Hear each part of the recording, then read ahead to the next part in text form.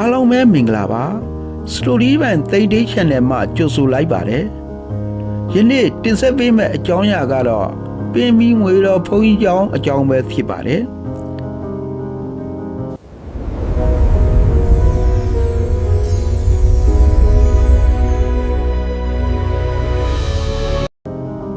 ပင်မီငွေတော်ကျောင်းဟာဆိုရင်ရှမ်းပြည်နယ်တောင်ပိုင်းအောင်မန်းမြို့အနီးရှိပင်မီရွာမှာတည်ရှိပါတယ်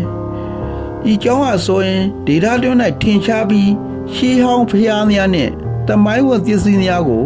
ထိန်းသိမ်းထားရှိရနေရာတစ်ခုအဖြစ်လူသိများခဲ့ပါတယ်မတန်များအရပင်မီငွေတော်ကျောင်းသည်ရှေးရခင်ကအလွန်ရှေးလျားသောကျောင်းဆောင်ကြီးတစ်ခုဖြစ်ပြီးအတွင်း၌ရှေးဟောင်းဗုဒ္ဓရုပ်ပွားတော်အများပြားကိုတည်င်းတုံးပူဇော်ထားရှိခဲ့သည်ဟုဆိုပါတယ်တို့ရှေးဟောင်းရုပ်ပွားတော်များကိုခိုးယူခံရသည့်အနေအမှကာဝယ်ရန်အတွက်တန်တိုင်များသည့်ကာယံကလုံးစုံစွာထိန်းသိမ်းထားခဲ့ရသူကိုလည်းလေ့လာတွေ့ရှိရပါတယ်ကျွန်တော်တို့ခေါ်နေကြတဲ့ပင်မီငွေတော်ဆိုတာတကယ်တော့ရွာနေရွာရဲ့အမိကိုပေါင်းဆက်ထားတာပါပင်မီရွာနဲ့ငွေတော်ရွာအကြားမှာတည်ရှိထားလို့ငွေတော်ပင်မီငွေတော်တို့ဒီနာမည်ဖြစ်လာတာပါကျွန်တော်သွားရောက်လေ့လာတဲ့အခါမှာပင်မီငွေတော်ဘုန်းကြီးကျောင်းဟောင်းကြီးရဆိုရင်ယခုအခါမှာဖြင့်တွေ့ရှိခြင်းမရှိတော့ပဲကျောင်းဆောင်အသစ်ကြီးအနေဖြင့်တွေ့ရှိရပါတယ်ကျွန်တော်သမိုင်းကျောင်းကိုသိကျင်လို့စုံစမ်းကြည့်သေးပါတယ်ခင်ဗျာဒါပေမဲ့ဝမ်းနည်းစရာကောင်းတာကကျောင်းထိုင်ဆရာတော်အဆက်ဆက်ပြန်လွန်တော်မူသွားကြပြီးသမိုင်းမှတ်တမ်းတွေတေချာမကြံခဲ့ပါဘူးလက်ရှိဆရာတော်ကလည်းအသစ်ဆိုတော့ရှေးအောင်အောင်သိမ့်မမီတော့ပါဘူးလို့သိရပါတယ်ဒီနေရာမှာကျွန်တော်တို့တွေးစရာတစ်ခုရှိလာပါတယ်သမိုင်းဆိုတာလက်ဆင့်ကမ်းမဲ့သူမရှိရင်မှတ်တမ်းမတင်ထားရင်နှစ်ပေါင်း100လောက်ကြာတာနဲ့ပြောက်ွယ်သွားနိုင်တယ်ဆိုတာပါပဲ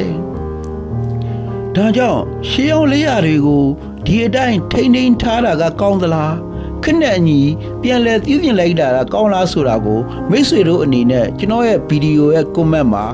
ရေးသွားပေးပါအောင်ခင်ဗျာကျွန်တော်တို့မြန်မာလူမျိုးတွေရဲ့အလူဒါနအယူဆအရအတစ်ပြန်နေတာကိုကုသိုလ်ရတယ်လို့ယူဆကြပေမဲ့သမိုင်းတန်ဖိုးအရာတော့ရှင်းလက်ရပြောက်သွားတတ်ကြပါတယ်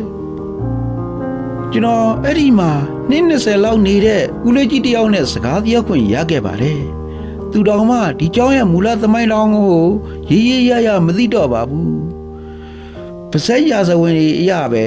တယောက်တည်းသိရှိရပါတယ်ဒါကိုကြည်ချင်းအားဖြင့်ပါဇက်ရာဇဝင်ဆိုတာကြာလာရင်မင်းမိန်သွားတတ်တဲ့ဆိုတာသတိထားမိလိုက်ပါတယ်ခင်ဗျာ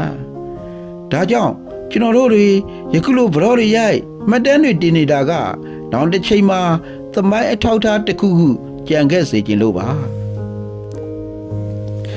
ယခုတင်ဆက်ပေးတဲ့အကြောင်းအရာလေးတွေကတော့ကျွန်တော်သွားရောက်လေ့လာတွေ့ရှိရသလောက်ကိုတင်ဆက်ပေးတာခြင်းပဲဖြစ်ပါတယ်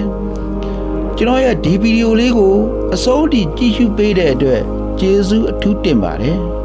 နောက်ထပ်လည်းစိတ်ဝင်စားပဲအကြောင်းအရာများနဲ့ဘုဒ္ဓဖြစ်ပွဲသမိုင်းကြောင်းလေးများကိုအမြဲတင်ဆက်ပေးသွားမှာမို့